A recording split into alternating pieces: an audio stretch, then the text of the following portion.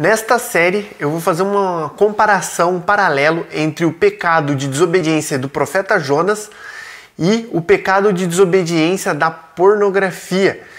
E a gente vai extrair desse livro princípios riquíssimos para a nossa luta contra a pornografia, e vai ser de grande valor, e você vai se surpreender o quanto esse livro tem para nos exortar e nos ensinar sobre pureza e santidade. Meu nome é André Cabral Ferreira.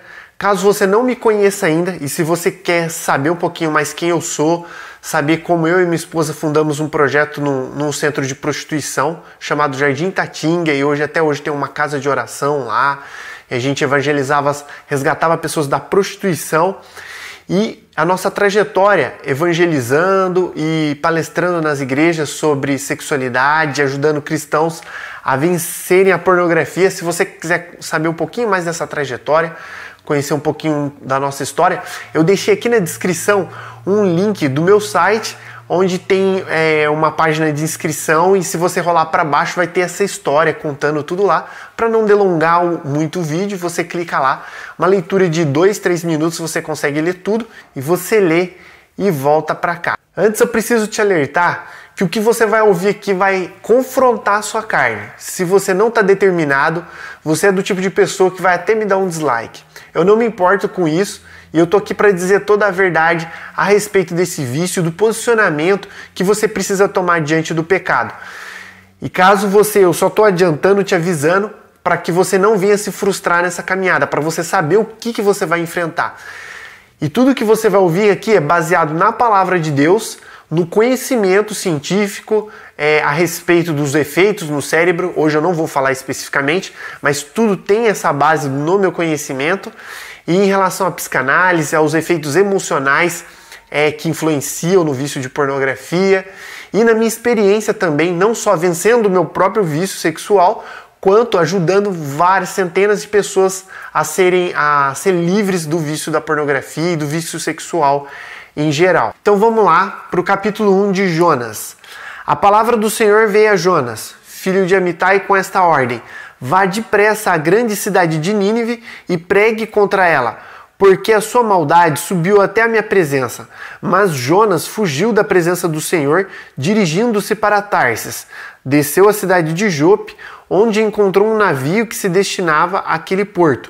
Depois de pagar a passagem, embarcou para Tarsis para fugir do Senhor. Talvez você pense, mas André, como você pode comparar o pecado de alguém que desobedece o chamado para pregar a palavra, de uma pessoa que desobedece diante de algo que ele não deve fazer, né? Então Deus fala para Jonas: vai à cidade de Nínive e traga essa mensagem para eles. Ele diz, né? Ele não fala nada, na verdade, ele pega e foge, ele desobedece. E o pecado da pornografia é um pecado na qual a gente desobedece algo que ele mandou a gente não fazer. Então, Deus falou, mas no fundo, as duas são desobediências a Deus. E aí, através disso, através dessa base, a gente pode tirar os princípios que vão nortear a gente em relação a uma vida de santidade. E Deus deixou ordens muito específicas em relação ao pecado sexual para que a gente obedecesse. E, por exemplo, basicamente isso aqui é muito simples, quanto a Bíblia fala sobre imoralidade sexual. Isso é uma coisa tão básica, mas eu gostaria de ler um versículo em 1 Coríntios, capítulo 6 e versículo 18, que diz assim: fujam da imoralidade sexual, todos os outros pecados que alguém comete, fora do corpo os comete, mas quem peca sexualmente, peca contra o seu próprio corpo. A Bíblia está recheada falando sobre a questão da imoralidade sexual e como a gente deve se abster. Mesmo assim, a gente decide fugir de Deus e desobedecer Ele, cometendo esses pecados. E assim a gente começa a entender essa comparação no sentido dessa fuga. E quando eu falo a palavra fuga, é muito interessante que essa fuga de Jonas, na qual ele decide ir para Tarsis em vez de ir para Nínive, ela é muito simbólica. Assim, quando a gente traz para... Aqui quero usar ser mais textual possível para a gente não ficar fazendo malabarismo teológico, ficar criando coisas em cima do texto. Mas os princípios são muito claros e eles são muito semelhantes, né? Então não tem como a gente não fazer essas comparações que está aqui e traz lições profundas para a nossa vida. E em relação à palavra fuga, eu não sei, quem já me acompanha há mais tempo, já viu algum seminário meu, sabe que a pornografia é uma fuga, é uma forma de fuga. Além de um pecado, ela é uma fuga de conflitos emocionais. Ela também é uma falta, mas eu vou falar a questão da fuga aqui. Então, quando a pessoa, você vai perceber que a maioria das suas recaídas, ela vem em momentos de conflito, de estresse, momentos que você não está conseguindo lidar com alguma coisa. Vai ter também alguns momentos de euforia, mas eu não vou trabalhar essa questão agora, porque a maior parte é em relação à fuga de conflitos emocionais.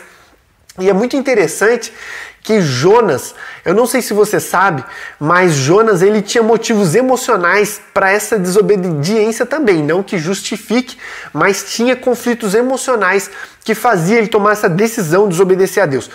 Quando a gente lê, quando a gente ouve uma pregação em relação a Jonas, a gente olha para ele e fala assim: ei, cara, esse cara é um filho de uma égua mesmo. Por que você foi fazer isso, cara? Como que você desobedece a Deus desse jeito? Eu não faria isso, né?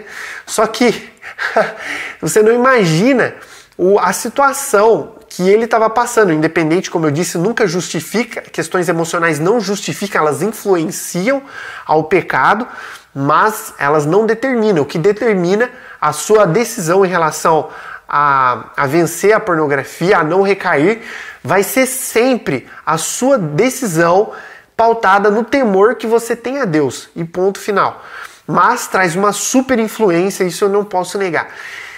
E Jonas, a questão dele não querer pregar para Nínive e querer que esse povo se arrependa, sabendo que Deus queria perdoá-los, tem a ver com o passado. Caso você não saiba o contexto histórico e tal, mas a Nínive é a capital da Síria, e a Síria é um reino que era truculento, é conhecido como um dos mais violentos da história em relação a torturas.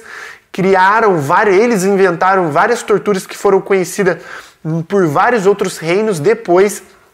E por 2 vezes eles conquistaram Israel e eles dizimaram, eles violentaram, eles assassinaram o povo de Israel por 2 vezes nos registros históricos. Você vai ver em relação ao rei Jeú e o rei Acabe. Durante esses 2 reinados, a Síria, que a capital era Nínive, já tinha atacado e dizimado os israelitas, e por isso ele tinha uma rincha muito grande. Então assim, é muito fácil a gente falar logo de cara, julgando, porque talvez a gente poderia ter tomado a mesma atitude, ou pelo menos resistir essa ordem de Deus, ou questionar Deus, porque é muito fácil você ir pregar, você, por exemplo, perdoar. No caso, era um caso de perdão que ele deveria ter liberado para o povo de Nínive. E é muito fácil você perdoar simplesmente um bandido, né?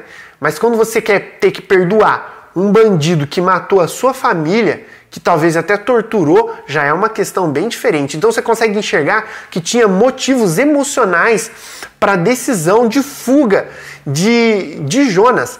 E é como eu disse, a questão da pornografia traz essa semelhança, porque a pessoa recorre à pornografia como forma de alívio, como forma de distração, de esquecimento de um monte de coisas que não dá para se aprofundar, fazer um estudo aprofundado da fantasia sexual e desses outros elementos, mas basicamente a pessoa está fugindo. E se eu falar para você que tem uma música que relata exatamente o relacionamento das pessoas com a pornografia, e eu vou ler aqui, eu não vou cantar, porque eu não sou nenhum bom cantor, mas eu vou ler aqui para você, você vai reconhecer na hora que é a música que fez muito sucesso. Então esse é o relacionamento entre uma pessoa e a pornografia. Tô morrendo de vontade de te agarrar, não sei quanto tempo mais vou suportar, mas pra gente se encontrar ninguém pode saber. Já viu isso? Já pensei e sei o que devo fazer. O jeito é dar uma fugidinha com você. O jeito é dar uma fugida com você. Se você quer saber o que vai acontecer, primeiro a gente foge e depois a gente vê. Gente, olha só para você ver que essa música conta exatamente o que acontece entre principalmente um cristão, entre entre ele e o desejo de ver pornografia. Então ele não sabe quanto tempo ele vai suportar, ele está morrendo de vontade de agarrar esse vício, que na verdade ele ainda não tem a mente de Cristo para olhar como Cristo olha para a pornografia, mas essa é uma outra questão. E essa questão do escondido, né? Para se encontrar, ninguém pode saber, né? E o jeito é dar uma fugidinha com você. Mas tem um elemento muito interessante aqui, nessa música que a gente vai trabalhar, é que se você quer saber o que vai acontecer, primeiro a gente foge e depois a gente vê. Eu vou trabalhar um outro aspecto dentro dessa frase também, mas essa sedução que é gerada através da curiosidade, e gente, aqui está falando sobre uma sedução no relacionamento real, né, de pessoas reais, não está falando sobre pornografia. Porém, ela funciona para as duas coisas do que eu estou falando. E só para abrir um parênteses, se você tem um vício em relação ao sexo real também, tudo que eu vou falar aqui serve exatamente para quem sai transando com todo mundo, ou para quem tem vício na masturbação, para quem tem vício em pornografia, ou se você é homem, se você é mulher, se você teve desejos homossexuais, não importa, a base é a mesma, tá bom? Então, aqui, essa questão desse desejo pelo curioso, pelo mistério, como quando essa música fez muito sucesso, ela sempre soava desse jeito, no sentido assim, nossa, o que essa pessoa que não vai contar, né? Primeiro, se eu quero descobrir o que vai acontecer, então a gente se encontra e depois a gente vê. E essa sensação de mistério, de curiosidade, ele gera uma super sedução, que é o efeito da pornografia em muitos dos sentidos, daquela curiosidade de ver aquele vídeo que você gostaria de ver, que você ficou curioso, e ela começa a te dar um gelo na barriga. E eu vou falar basicamente bem por cima em relação ao processo de tentação, na qual você tá lá, e eu já senti isso que você sente, tá bom? Como eu disse, eu já fui um viciado em pornografia, e existe dois momentos diferentes, dois graus, eu poderia dizer, ou ocasiões de tentação. Uma naquela pessoa, o cristão está resistindo e tem recaídas, e aquela na onde a pessoa já se entregou para o pecado e tem a mente cauterizada.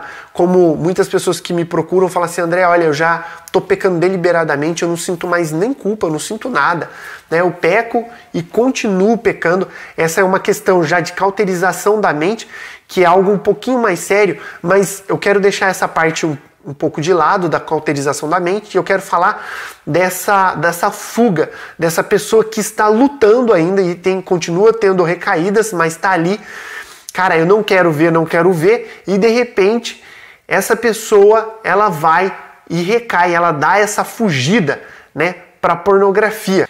Então nós somos submetidos à tentação, ao estímulo e às sugestões da nossa carne e do próprio diabo, e a gente toma uma decisão de fugir do Senhor para desobedecer. A gente é arrastado e seduzido pelo nosso próprio mau desejo, como fala em Tiago, capítulo 1, no versículo 14. Cada um, porém, é tentado pelo próprio mau desejo, sendo por este arrastado e seduzido. E essa tentação do desconhecido, e você quer ver o que vai acontecer, e você se entrega para o pecado, e você foge do Senhor e desobedece ele e peca. O problema é que a gente olha para a vida de Jonas e parece que a decisão dele foi completamente consciente, e sim, foi, né? E a gente acha que a nossa, em relação à pornografia, quando a gente decide desobedecer a Deus, foi uma recaída. Até esse próprio nome, recaída, ele soa, eu não gosto, por mais que eu use esse termo, mas ele soa como algo involuntário. E isso, muitas das vezes, você já deve ter passado por essa situação, e eu já passei muitas das vezes, como eu estava falando sobre essa situação de você estar lá, imagina que você está lá na sua casa, e você tá sozinho e de repente começa a bater aquele desejo e começa a vir pensamento na mente, aí começa aquele conflito e vem a voz da consciência e diz não, o Espírito Santo dizendo não faz isso, e o desejo, mas veja só aquele vídeo, não, mas depois você pede perdão de novo, vem a sua carne, né, e o diabo, e vira aquela dança ali, e até o momento você está sendo tentado, né, e aí Aí começa a vir os pensamentos, não, mas é a última vez, não, você vai ver só aquele vídeo, mas também você está passando por um momento muito difícil.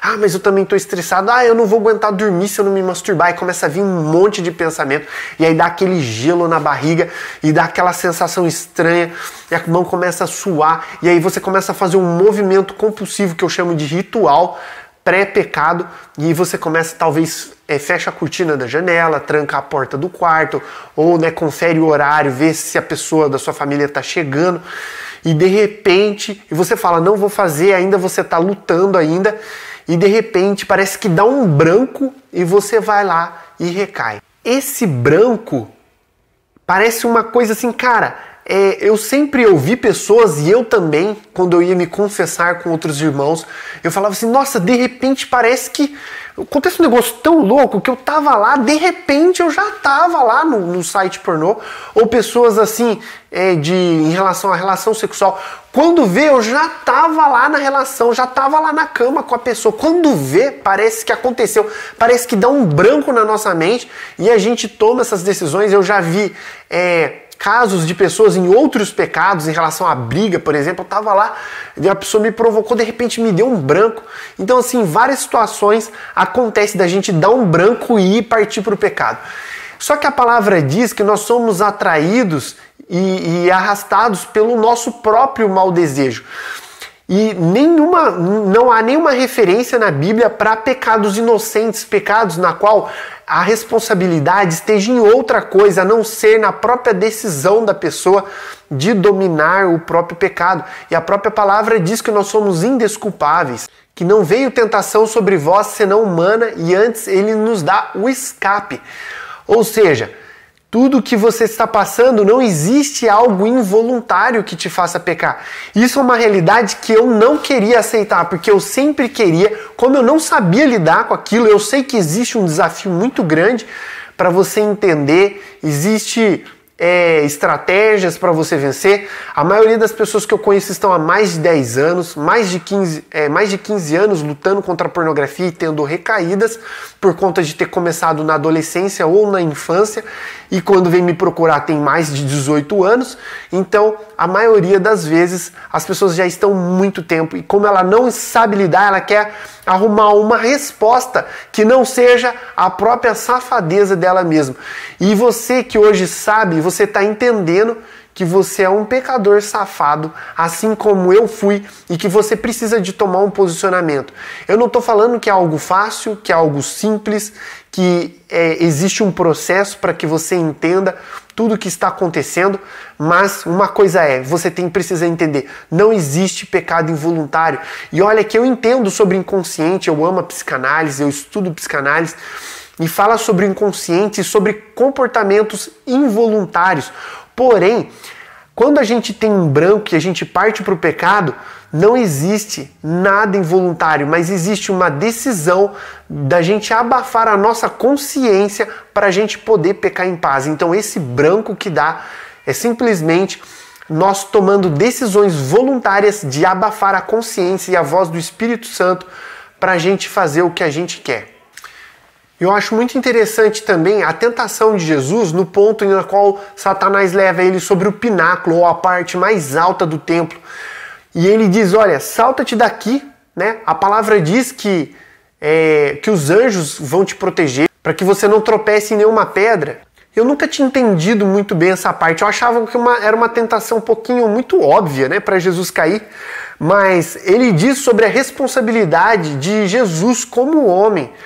E ali essa sugestão dele de tentar a Deus, e Jesus vai responder, não tentarás o Senhor teu Deus, queria dizer que ele, como homem, ele tinha responsabilidades de cuidar dele mesmo. Isso significa que Jesus sabia muito bem que ele tinha uma responsabilidade com a própria integridade física dele. As palavras de Satanás queriam levar Jesus a pensar de uma forma que, mesmo ele sendo Deus, ele teria ali alguns privilégios.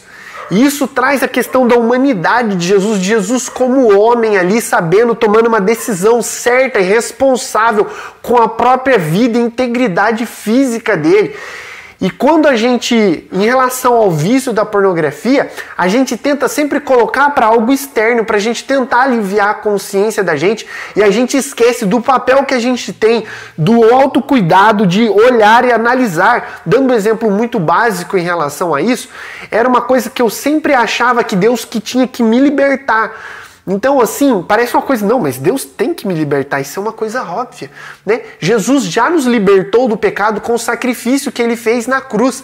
Eu costumo falar que Jesus, ele abriu a porta da cela, do nosso cativeiro, através do sangue dele. E o papel da gente de sair do cativeiro é nosso, com as nossas próprias pernas. Ele não vai fazer você parar de pecar. E eu quero afirmar isso para você, talvez essa seja a tua oração também. Eu orava constantemente: Deus, me livra disso. Deus, tira isso de mim. Arranca esse sentimento de mim, arranca esses desejos de mim. E Deus nunca arrancou. Será que Deus não ouviu o meu clamor em mais de 15 anos que eu fui viciado em pornografia, sendo cristão e clamando diariamente para Ele? E na verdade é que eu queria ter privilégios. Nem Jesus, sendo Deus e sendo homem, não usufruiu dos privilégios dele e teve responsabilidades como homem diante das situações, diante das oportunidades que o diabo colocou para ele. E como homem, nós temos, como homem e mulher, como ser humano, nós temos que entender que nós temos uma responsabilidade em relação ao nosso pecado. Nós devemos nos responsabilizar pelo nosso próprio pecado. E isso não é só o cuidado em relação à tentação, mas é também o que nós devemos fazer. Existem coisas específicas para fazer para vencer a pornografia? Existem estratégias, existem disciplinas, existem exercícios? Sim, é quase que uma ciência por trás de tudo isso em vencer a pornografia, mas basicamente o primeiro passo é o que você está entendendo aqui, a responsabilização, é a decisão de olhar para o seu pecado e dizer como Davi: tão somente pequei contra ti. E dentro disso, qual é a comparação que eu trago em relação a Jonas? E Jonas, quando ele faz um movimento, ele vai lá, ele decide, sai da casa dele, ele desce para Jope, ele vai, compra uma passagem, ele entra no barco e ele desce para o fundo do navio, ele vai fazendo um movimento que a gente faz antes de entrar no barco. Ele poderia ter tomado uma decisão, ou seja, ele foi conscientemente com as perninhas dele, desobedecendo a Deus. Talvez ele descendo no meio do caminho, ele poderia ter se arrependido, né? E a gente passa por processos que a pornografia é como a gente às vezes age como se a gente tivesse lá e de repente, pum, o diabo coloca um vídeo sexual na sua frente e você não consegue fechar, e ele prende o seu olho, ele segura a tua cabeça e abre o teu olho e fala assim: você não vai parar de ver. Não é assim, cara. E assim é exatamente o pecado que Jonas vai cometendo conscientemente, comprando a passagem. Você imagina com a passagem na mão, olhar para aquela passagem e falar assim: cara, eu acho que eu tô fazendo merda e eu acho que eu devo me arrepender antes que dê mais merda, como o Capitão Nascimento fala, vai dar merda. Então esse pecado é consciente, e o fato dele descer lá pro fundo do navio para se esconder é uma forma de se esconder, essa forma que a gente se esconde de Deus, a gente acha que Deus não está vendo, e quando a gente faz esse movimento de se esquivar de todo mundo, de fechar a janela, de ver escondido, como se Deus não tivesse vendo, como se Deus não tivesse no fundo do teu navio, né? O navio, o fundo do navio da tua mente, essa decisão de fazer algo parecer que é inconsciente, da gente abafar a consciência, para a gente dar um branco. Esse branco é gerado propositalmente pelo nosso pecado. E quando a gente faz isso, a gente está indo, como poderia dizer, para o fundo do nosso navio, o navio da nossa mente, de uma forma para a gente fazer isso inconscientemente. Mas, como eu disse, não existe pecado inconsciente. E agora eu vou falar sobre o resultado, eu vou falar sobre o pós-recaída, os sentimentos pós-recaídas, o que aconteceu com Jonas e o que acontece com a gente também nesse movimento de vício. E respondendo à curiosidade da música, se você quer saber o que vai acontecer, primeiro a gente foge, depois a gente vê. Sobre as consequências, a gente poderia perguntar para Jonas, né? Ele sabe muito bem sobre as consequências de desobedecer a Deus. E esse sentimento de morte não é simplesmente essa morte que a gente é a morte espiritual, que é a principal e a pior, mas é uma morte progressiva em todas as áreas da nossa vida. A gente vai morrendo em todos os sentidos, nos nossos relacionamentos, como isso afeta, talvez você não parou para observar como isso afeta os teus relacionamentos. Se você é casado, aí o negócio é ao cubo, mas se você é solteiro também, você afeta as pessoas ao seu redor, assim como Jonas afetou as pessoas que estavam no navio. Eu vou ler aqui também, voltando em Tiago capítulo 1, agora no versículo 15. Então esse desejo, tendo concebido, dá à luz o pecado, e o pecado, após ser consumado, gera a morte. Né? E olha só para você que interessante também, Jonas aqui no capítulo 2, no versículo 2, ele diz, né, depois de já ter ido, todo mundo conhece que ele vai parar na boca do peixe depois de ser jogado no mar. E aqui no versículo 2 diz assim, e disse... Em meu desespero clamei ao Senhor e Ele me respondeu do ventre da morte. Gritei por socorro e ouviste o meu clamor. Ou seja, a morte que vai gerando e vai contaminando toda a nossa vida através dessa nossa decisão de desobediência. E respondendo à pergunta sobre o que gera essa curiosidade, né? A musiquinha do Michel Teló, depois a gente vê, depois a gente vai ver a merda que sobrou pra gente resolver. O sentimento, quando você se vê, você se depara numa situação deplorável, com as calças abaixadas, na frente do computador ou do celular, né? Ali com a mão na massa, você ali se envergonha. E Jonas lá bem dormindo, né? Lá no fundo, tranquilamente. Quando alguém dorme profundo, gente, dormir profundo é uma coisa tão gostosa. Você imagina com o barco balançando ali, né? O barco balançando e ele dormindo num sono profundo. E isso é exatamente o momento que a gente está curtindo, porque tem um prazer em dormir profundamente? Tem. É a mesma coisa do momento em que você está curtindo o desejo da pornografia, que existe aquele prazer na qual você está aproveitando, se deleitando e acha que aquilo ali é exatamente, realmente, uau, eu tô dando uma fugidinha e tá valendo a pena. Você tá dando uma fugidinha até que o orgasmo te acorde. E vem o capitão do barco e acorda Jonas. E na nossa vida, a gente só vai ter esse banho de realidade depois que a gente goza. Ou seja, eu costumo falar que a seguinte frase, gozou, acabou. Toda aquela fantasia do encontro com a pessoa misteriosa da pornografia vai tudo pro lago abaixo e você se vê no fundo do poço com aquele sentimento de morte, aquela vergonha de estar vendo aquele vídeo que você estava amando. Depois que você tem um orgasmo, você sente vergonha daquilo que você estava assistindo e você se arrepende e você chora. Eu sei porque eu já fiz isso. E aí você pede perdão e fala que nunca mais vai fazer isso. Isso quando a pessoa não está com a mente cauterizada. E aí tem aquele melodrama com Deus e se chama, eu sou burro, por que eu fui fazer isso de novo? Onde eu tô com a cabeça? Eu não tenho jeito, não tem jeito mais para mim, será que Deus vai me aceitar? Eu costumo falar que o romance entre nós e a pornografia, ele dura até que o orgasmo nos separe. Só que isso não vem na consciência. Quando a gente está sendo tentado, a gente só pensa na curiosidade, no momento, no desejo, no satisfazer o desejo. E o problema é que a gente abafa a consciência porque a gente está comprometido com a idolatria do nosso próprio desejo. A gente está determinado a fazer o que a nossa carne deseja. E é um processo realmente de matar a carne, é um processo realmente de crucificação, é um processo doloroso na qual você estava usando a pornografia para remediar não só os conflitos atuais emocionais, mas traumas do passado recalcados principalmente na infância, principalmente de abuso, principalmente de abandono, de coisas que talvez você não faça sentido para você agora, mas quando você tem uma palestra em relação à questão emocional, você consegue entender um pouco melhor essas nuances. Mas mesmo assim, nós decidimos remediar e Deus não deixou essa forma de remédio pra gente. Deus deixou a palavra dele e deixou homens de Deus para nos ajudar nesse processo. Sim, com certeza.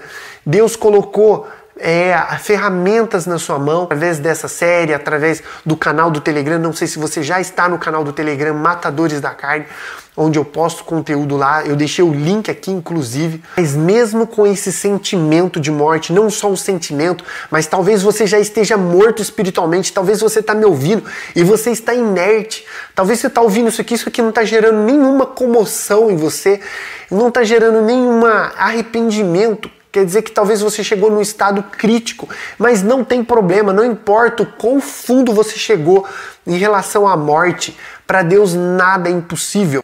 Ou seja, Deus está querendo que você clame a Ele, que você clame mesmo você já estando no fundo do poço, no fundo, na boca da baleia. Talvez a sua vida virou uma desgraça. O que você precisa entender hoje, que esse Deus, Ele se preocupa com você e Ele ainda te ama e Ele não quer que você se faça de vítima para você perder as esperanças. Porque um desses problemas que a gente faz igual o Jonas, a gente pula no mar em vez de clamar ao Deus que Ele mesmo sabia que se a pessoa se arrependesse, assim como Nínive se arrependeu dos seus pecados, e Ele se arrependeu do mal que ia fazer, como um Deus que ama se arrepender do mal que prometeu fazer. E se você se arrepende hoje dos seus pecados, você não precisa ir para a boca da baleia, você não precisa pular no mar para a tempestade parar. Sim, existe um processo de transformação. Esse aqui é só o primeiro capítulo. Quando a gente chegar nos outros capítulos de Jonas, você vai ficar realmente impactado com o que Deus tem para falar em relação a arrependimento e transformação de vida. E se isso já fez sentido para você, eu queria convidar você a deixar o seu like, a você falar aqui nos comentários se você tinha percebido essas questões no livro de Jonas. E lembrando, quando você curte, quando você comenta, o YouTube mostra esse vídeo para mais pessoas. E eu queria pedir para você compartilhar também. Você imagina quantas pessoas da sua igreja precisam ouvir isso. E dentro desse processo que eu estou te convidando, não é só um processo para que você vença o seu próprio vício, mas também para que você se torne resposta para essa geração caída, para os jovens da igreja. Por que você não tem autoridade para falar aos jovens da sua igreja sobre esse assunto? Porque você precisa vencer, mas se você caminhar nessa estrada, você vai não só vencer, mas você vai ter informação, você vai aprender o suficiente para falar a eles. Você também vai ter autoridade, autonomia para dar palestra, não só para os jovens que antes pensavam que isso era só problema de jovem, mas de todas as idades. Homens e mulheres estão se afundando no pecado do vício sexual e você pode ser resposta para essas pessoas. Você pode também ser um transformador de vida, um audacioso, como a gente fala na comunidade. Então, se você quer caminhar nessa estrada de liberdade, eu quero te convidar a você entrar no canal do Telegram para você receber o próximo vídeo dessa série, onde a gente vai estudar os outros capítulos de Jonas, onde Deus vai te guiar num caminho de liberdade. E se também você não é inscrito no canal, eu gostaria de te convidar a fazer sua inscrição e ativar as notificações para quando eu postar um vídeo novo. E antes de terminar, eu gostaria de orar com você. Senhor Jesus, eu quero agradecer, Pai, por essas vidas, por essas pessoas que estão me assistindo agora. E para Ti não há barreiras, Deus. O Senhor alcança, independente de quando foi gravada essa aula, de quando essa pessoa está assistindo, porque o Senhor é um Deus que transcende todas as coisas. E que ele seja tocado nesse momento em que está assistindo.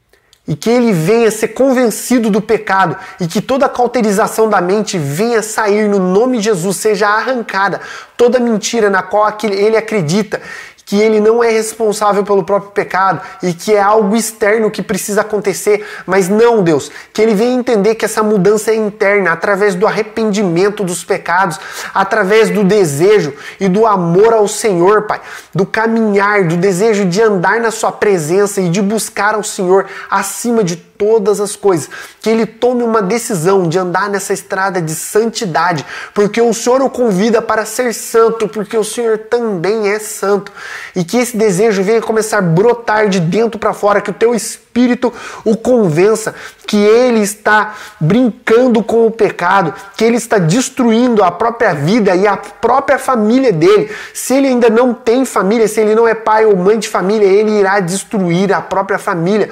Assim como os zumbis, quando mordiam a pessoa nos filmes, Pai, e seriados de zumbis, essa pessoa se torna contaminada, ela contamina todo mundo à volta. Que ele saiba que é exatamente essa situação que está vivendo, que ele seja convencido que ele precisa ser curado desse vírus na qual ele tem dentro do corpo e na mente e na alma, e ele está impregnado e diz que não consegue largar porque não consegue enxergar, porque foi sabotada até a esperança, essa esperança que foi matada para que o desejo da carne continuasse acontecendo através da idolatria. Que ele seja convencido disso no nome do Senhor Jesus e ele se arrependa dos pecados dele e ele decida andar na luz, Deus. No nome do Senhor Jesus, eu oro para que ele seja também, que ele seja curado, que ele seja transformado e que não se trata apenas de cura emocional, mas se trata de decisões voluntárias de andar na tua presença e vencer o pecado. Em nome de Jesus, eu o abençoo, Pai, nessa jornada. No nome de Jesus, amém. Até o próximo vídeo, um grande abraço.